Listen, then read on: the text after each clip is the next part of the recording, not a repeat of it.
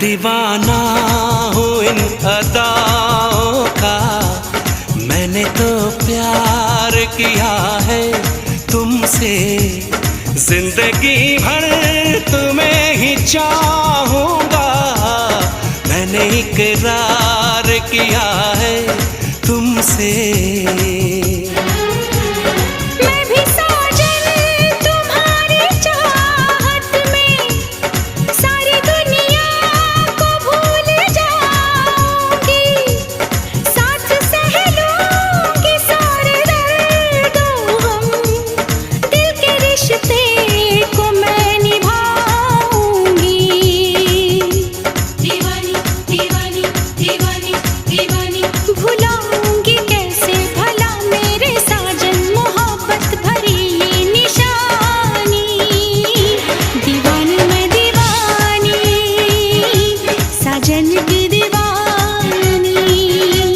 दीवानी मैं दीवानी, साजन की